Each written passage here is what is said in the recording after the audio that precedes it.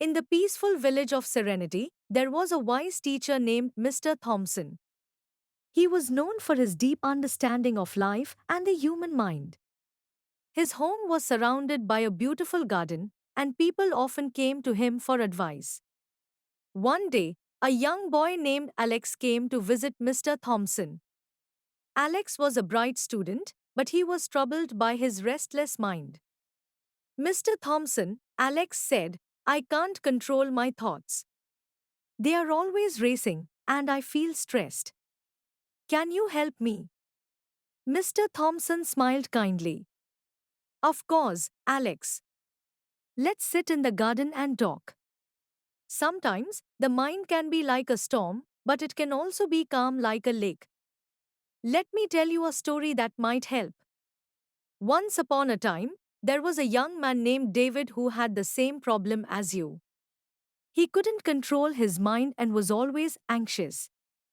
He decided to seek help from a wise sage who lived in the mountains. After a long and hard journey, David reached the sage's hut. The sage welcomed him warmly. Why are you here, my son? The sage asked. I cannot control my mind. It is always full of worries. Please teach me how to control it, David replied. The sage nodded and handed David a glass filled to the top with water.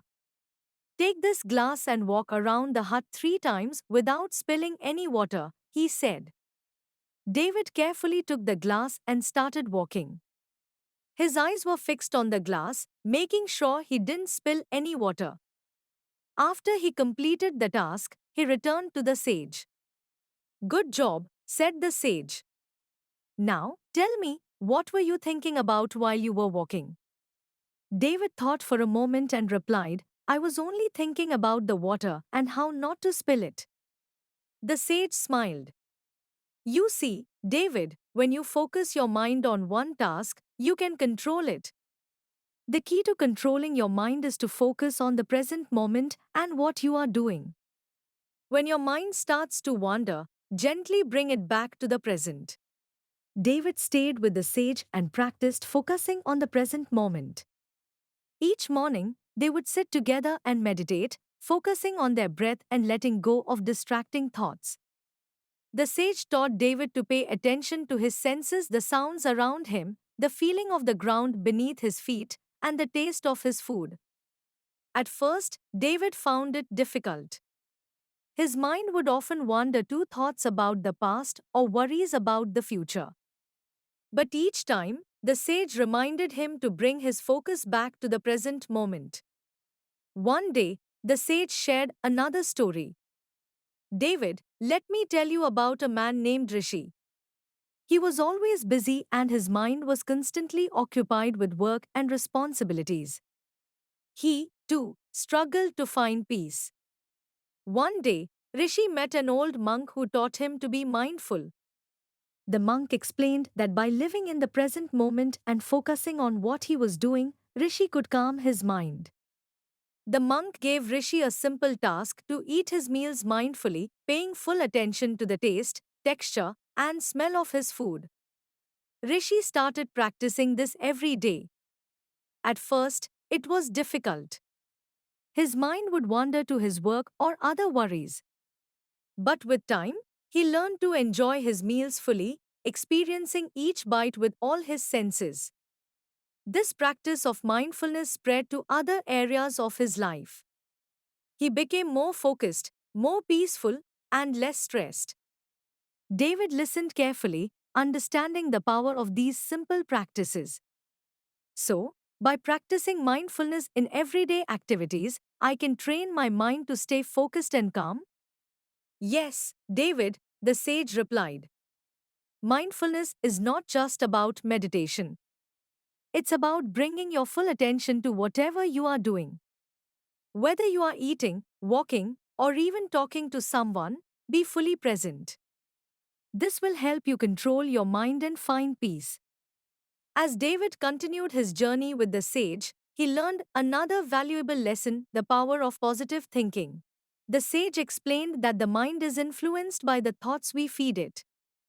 Negative thoughts can lead to stress and anxiety, while positive thoughts can bring peace and happiness. David, the sage, said one morning, "Our thoughts shape our reality. If you constantly think negative thoughts, you will feel negative emotions. But if you focus on positive thoughts, you can change your mindset and feel more at peace." David was curious. But how do I change my thoughts? It's hard to control them. It's about training your mind, the sage replied. Whenever you catch yourself thinking negatively, stop and replace those thoughts with positive ones. For example, if you think, "I can't do this," change it to, "I can do this." It takes practice, but it works. David began practicing positive thinking. At first, it felt strange and forced, but over time, he noticed a change. He felt happier and more confident. His mind started to become a more peaceful place. After several weeks with the sage, David felt transformed. He had learned to focus on the present moment, practice mindfulness in his daily activities, and think positively.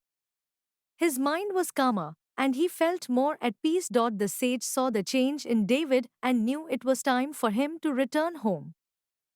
"David, you have learned a lot.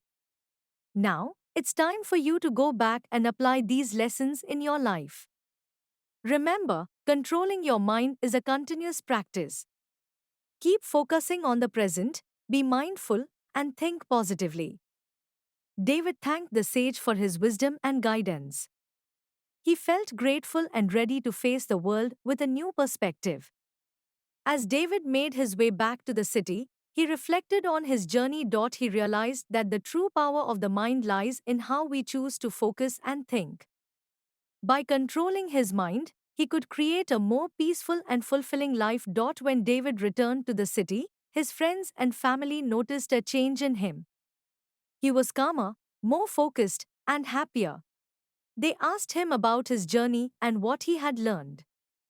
David shared the lessons he had learned from the sage: the importance of focusing on the present moment, practicing mindfulness, and thinking positively. He taught them the simple exercises the sage had shown him, such as mindful eating and meditation. His friends and family began practicing these techniques and noticed positive changes in their own lives. They, too, started to feel more at peace and in control of their minds. David realized that the wisdom he had gained was not just for him but for everyone. He decided to share these lessons with as many people as he could. He started a small group where people could come together, meditate, and practice mindfulness. The group grew, and soon, many people in the city were benefiting from the sage's teachings. Back in the village of Serenity, Alex listened to Mr. Thompson's story with great interest. He felt inspired by David's journey and the lessons he had learned. "Mr. Thompson, I want to learn how to control my mind like David did. Can you teach me?" Alex asked eagerly. "Of course, Alex," Mr. Thompson replied. "Let's start with some simple exercises." Mr. Thompson taught Alex how to meditate and focus on his breath. He showed him how to practice mindfulness in his daily activities, like eating and walking. He also encouraged Alex to replace negative thoughts with positive ones. At first, Alex found it challenging. His mind would often wander, and he felt frustrated. But Mr. Thompson reminded him to be patient and keep practicing. With time and effort, Alex began to notice changes. He felt calmer and more in control of his thoughts. He started to enjoy his daily activities more, as he learned to be fully present in each moment. As Alex continued to practice, he felt a growing sense of peace and happiness. He wanted to share these feelings with others, just like David did. He started teaching his friends and family the techniques he had learned from Mr. Thompson. Soon, many people in the village were practicing mindfulness and positive thinking. The village of Serenity became even more peaceful and harmonious. Mr. Thompson was proud of Alex and the changes he had brought to the village. He knew that by teaching others, Alex was not only helping them but also reinforcing his own practice. And so, the wisdom of the sage and the teachings of Mr. Thompson spread far and wide, bringing peace and happiness to many people. Alex continued his journey, always learning and growing, and helping others to do the same. In the end, Alex realized that controlling the mind is not about stopping thoughts but about guiding them. It's about focusing on the present moment, practicing mindfulness, and thinking positively. With these simple but powerful techniques, anyone can learn to control their mind and live a peaceful, fulfilling life. And that is the story of how a young boy named Alex, with the help of his wise teacher Mr. Thompson, learned to control his mind and found true peace and happiness.